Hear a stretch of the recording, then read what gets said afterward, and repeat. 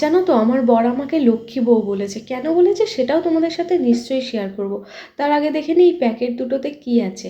এই প্যাকেট দুটোতে আছে মাছ, আর কি কি মাছ আছে সেটাও ঝটপট দেখে নিই। তো আজকে একটা নতুন রকমের মাছ এসছে, যেটা এই বাড়িতে আসার পর আমি ফার্স্ট টাইম দেখলাম। এই বাড়িতে প্রথমবার আসলো আমি আসার পর। তো এটা হলো খয়রা ইলিশ। তো কাটা থাকে প্রচুর এই মাছটায়, কিন্তু আমি ভীষণ ভালোবাসি এই মাছটা খেতে। আর তারপরে এখানে আছে হলো কাতলা মাছ। তা আমি রথিনকে মাছ দেখে অবাক হয়ে গেছি। আমি বলছি, বাবা তুমি এই মাছটা কেন নিয়ে এসছো, খয়রা ইলিশ? বলছে, একদিন তুমি গল্প করেছিলে মনে আছে যে তুমি এটা খেতে ভালোবাসো, সেই জন্য আজকে বাজারে দেখলাম তাই নিয়ে আসলাম। তারপর মাকে আমি বলছি, মা তুমি খাও। মা বলছে, আগে খুব খেতাম কিন্তু এখন আর খুব একটা ভালোবাসি না, গন্ধ লাগে। যাই হোক, তারপর মাছ ধুয়ে ঘরে এলাম। ও মামা, দিদিকে একটু ডাকো, একটু ডাকো দিদিকে। দিদি কই? একটু ডেকে দাও মা। এ মিটি, মিটি তুই লুকিয়ে পড়। বুনু দেখ দিদি দিদি করে ডাক। কই? এ যা, দিদি বাড়ি চলে গেল। যা যা যা, দিদি বাড়ি চলে গেল। ডাকো দিদিকে, ডাকো দিদিকে, তাড়াতাড়ি ডাকো, ডাকো। তুই তখন বাড়ি চলে গেলি, দিদি দিদি করে ডেকেই যাচ্ছে জানিস। ভেবেছিলাম মাছ টাছ ধুয়ে এসে আমি চিনিকে স্নান করিয়ে দেবো তেল মেখে। তারপর দেখছি চিনি গেটের সামনে দাঁড়িয়ে একভাবে দিদি দিদি ডেকেই যাচ্ছে। আর এতবার দিদি ডাকলে দিদি কি আর না এসে থাকে? তো দিদিও ঝটপট দৌড়ে দৌড়ে চলে এসছে বুনুর কাছে। তাই আমি বললাম ঠিক আছে তাহলে একটু খেলেই নিই। তারপর চিনি খেলে ঠেলে নিয়ে চিনিকে ভালো করে তেল মাখিয়ে স্নান করিয়ে দিয়ে চলে আসলাম চিনির লাঞ্চ নিয়ে। আজকে চিনির জন্য ভাত ছিল, মাছের ঝোল আর একটুখানি বেতর শাক নিয়েছি। তো চিনি খাবে কিনা জানি না। তো চিনি আজকে না ঠিকঠাক খুব একটা ভালো খায়নি, মানে প্রত্যেক দিন তো সব দিন সমান যায় না, তো আজকে খুব একটা ভালো খেলো না। যাই হোক, আমি আর জোর করিনি, ওকে আমি খাইয়ে দাইয়ে দিয়ে ওকে ঘুম পাড়িয়ে দিয়েছি। আর তারপর ওকে ঘুম পাড়িয়ে দিয়ে চলে এসেছি রান্নাঘরে। এখন রথিনের জন্য ভাত বাড়ছি। তো ভাতটা একটু মাইক্রোওয়েভ করে নিচ্ছি, যেহেতু অনেক সকালে রান্না করা। তো এইবার বলি কেন আজকে আমার বর আমাকে লক্ষ্মী বউ বলেছে। কারণটা হলো, আজকে সকালবেলা উঠে আমি কাচাকুচি করেছি, প্রচুর জামা কাপড় কেচেছি, কেচে নিয়ে তারপর সোজা স্নান করে নিয়েছি। আজকে আমি 11টার মধ্যে স্নান করে নিয়েছি। তো প্রতিদিন যে 3টে, 3:30, কোনদিন 4টেতেও স্নান করে, সে যখন 11টায় স্নান করে তো তখন তো সে লক্ষ্মী বউই হয়, তাই না? তো রথিন বাড়ি এসে বলছে যে আমার না ক্লাস আছে, একটু তাড়াতাড়ি আমার ভাতটা বেড়ে দাও। তো আমি যখন ভাত বাড়ছি বললে, ও বলছে থাক ভাত বেরো না, তোমার তো স্নান হয়নি, আগে স্নানটা করে এসো, একসাথে খাবো দুজনে। তো আমি বলছি আজকে আমার তো তাড়াতাড়ি স্নান হয়ে গেছে। তো তখন আমাকে বলছে, বাহ লক্ষ্মী বউ তো। তা সেই জন্য ভাবলাম যে তোমাদের সাথে একটু শেয়ার করি। তা আমি ওকে বলছি, আমি কি এমনি লক্ষ্মী না? তো আজকে শুধু তাড়াতাড়ি স্নান করার জন্যই লক্ষ্মী বউ? বলছে না না, সবসময়ই লক্ষ্মী বউ। তো খুব ভালো লেগেছে আমার এই ব্যাপারটা, তাই তোমাদের সাথে একটু শেয়ার করলাম। আর এইখানে হচ্ছে চিকেন, এটা হলো সানডের চিকেন। আমরা সানডেতে বাড়ি ছিলাম না, মানে গতকাল।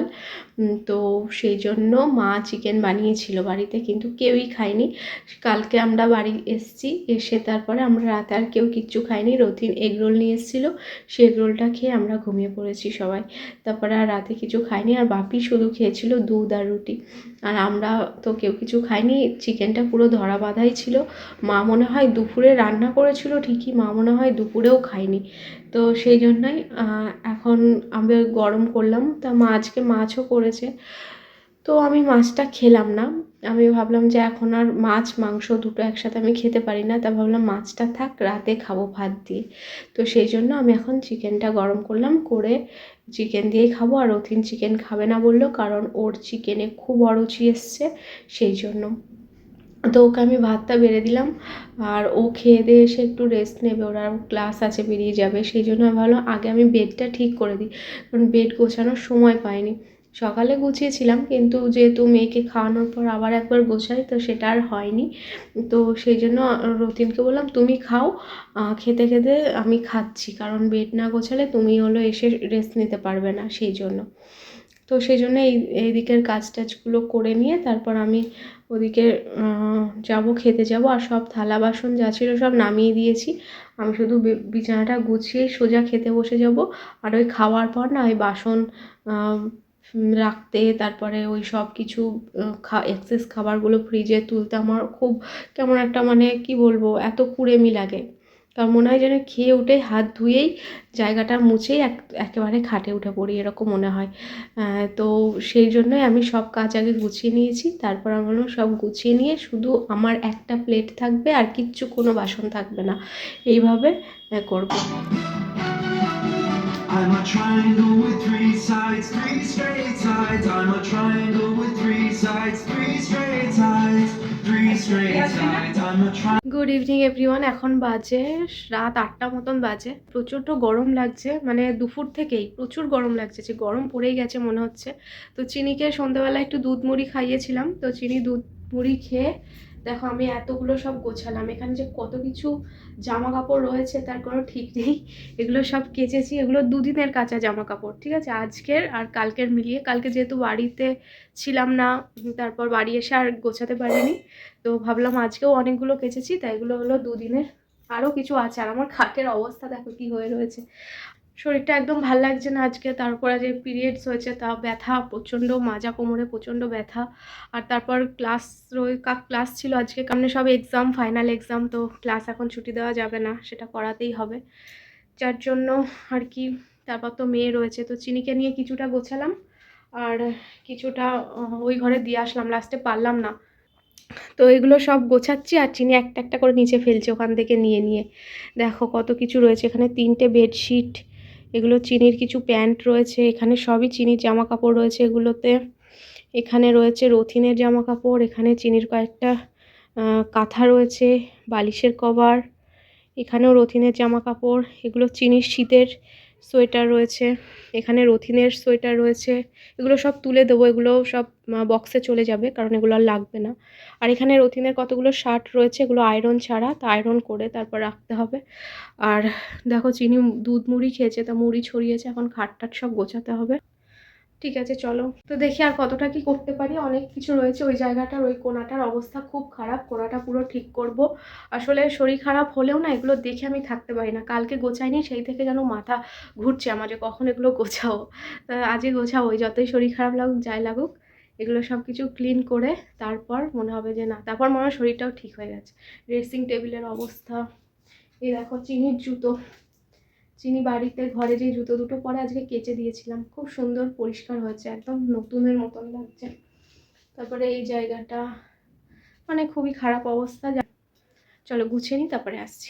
মামামের পাপা চলে এসছে, হ্যাঁ পাপা এসে গেছে মা, ওই যে যাও যাও যাও, সারাদিন পর তোমার জান বাড়ি এসছে, যাও জানের কাছে যাও। যাওয়ার আগে হামি দিল কিভাবে, এখন একটা হামি দাও। মা তো এটা আমি যখন যাই পথে তখন আমাকে নিজে ইচ্ছা করে হামি দিল আর টাটা বলে দিল। আগে যেমন কাঁদতো এখন আর কাঁদে না, হামি দেয় আর টাটা বলে দেয়।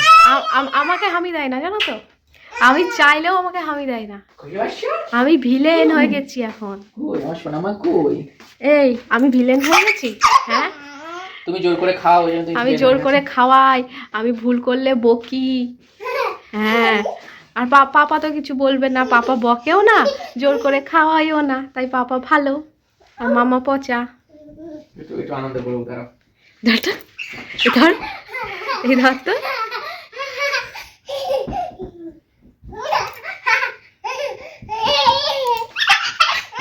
চলে গেলাম আমি, মাম ভাই টাটা, তোমাকে নিয়ে যাবো না, আমি চলে যাচ্ছি, টাটা টাটা, আয় আসবো না আমি, তুমি থাকো পাপার কাছে। তো যাই হোক দেখো ঘরটার একদম গুছিয়ে নিয়েছি, একদম টিপটপ করে নিয়েছি, বেড গুছিয়ে নিয়েছি।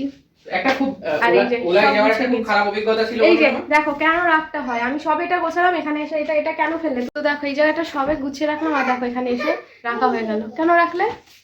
কেন রাখলে তো ওখানে জায়গা রাখতে পারো না? ছেলেদের অভ্যাস।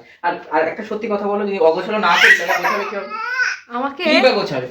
দুপুরবেলা বাড়ি থেকে বেরোনোর আগে বলে গেল, আজকে এসে যদি দেখি ঘরে একটা জামা প্যান্ট পরে আছে আর মানে বাইরে পড়ে আছে, তাহলে তোমার হবে।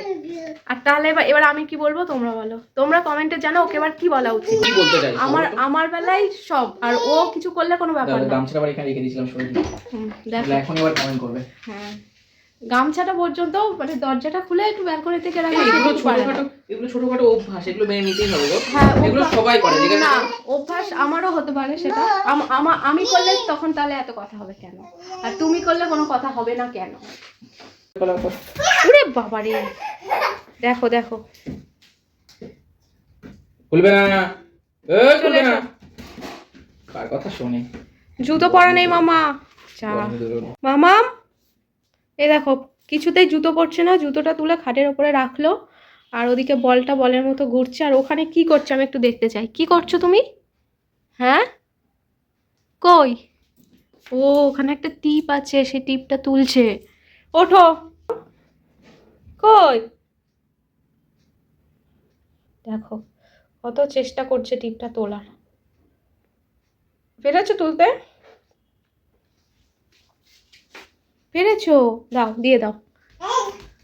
নিয়ে পালালো। এই ধরতো, ধরতো, পাগলি। চিনির জন্য আজকে করেছি এটা গোবিন্দভোগ চালের ভাত। এখানে কোনো আলু বা কোনো কিছুই আমি দিইনি, কারণ আজকে দুপুর থেকে চিনির একটু পটির সমস্যা হচ্ছে, আমি বুঝলাম, মানে সেরকম না, মানে সামান্য। তা ভাবলাম রাতে একটু গোবিন্দভোগ চালের ভাত করি, আর ওকে আমি পটি হলেই সহজেই মেডিসিন দিয়ে দিই না, কারণ পটির জন্য বাচ্চাদের মেডিসিনটা সাথে সাথে দেওয়াটা খুব একটা উচিত না, ডাক্তার যেটা বলে। তো আমি যখনই ওর এরকম পটির সমস্যা হয় ওকে আমি একটু গোবিন্দভোগ চালের ভাত খাইয়ে দিই, আর পটিটা মোটামুটি ঠিক হয়ে যায়। তো সেই জন্য আমি কোনো কিছু শুধু একটুখানি নুন দিয়ে ভাতটা করেছি। তো চলো খাইয়ে দিই। এই দেখো আমাদের চিনিমা গুড গার্ল, দেখেছো সব ভাতটুকু কিন্তু খেয়ে নিয়েছে, আর এখন জল খাবে। দেখো জল খাচ্ছে একা একা। হ্যাঁ, মা এখন একা একা জল খেতে শিখে গেছে। যা, জলটা ফেলে দিলে কেন মা? আর খাবে না? এখন বাজে হলো 11টা, আর সবার খাওয়া দাওয়া হয়ে গেছে। চিনিকে তো তখনই খাইয়ে দিয়েছিলাম দেখলে, তারপর চিনিকে নিয়ে বসেছিলাম আর ঘুম পাড়ানোর চেষ্টা করছিলাম, কিন্তু ও তো ঘুমালো না। যাই হোক, এবার আমি খাবো। আর ওই যে মাইক্রোওভেনে খাবারটা গরম হচ্ছে, গরম হয়নি, তবে দেখাচ্ছি কি খাবো আজকে। হয়ে গেছে, আর অনেক দিন পর আজকে রাতে খাবো আমি ভাত। কারণটাও বলে দিই, ভাত খাচ্ছি কারণ আজকে রাতে আছে হলো মাছের ঝোল। মাছটা হলো আমি দুপুরে খাইনি, সেই জন্য রাতে খেতে হবে, আর আমার মাছের সাথে রুটি একদম ভালো লাগে না, সেই জন্য ভাত। চলো ভাত গরম করে নিয়েছি, গরম গরম খেয়ে নিই।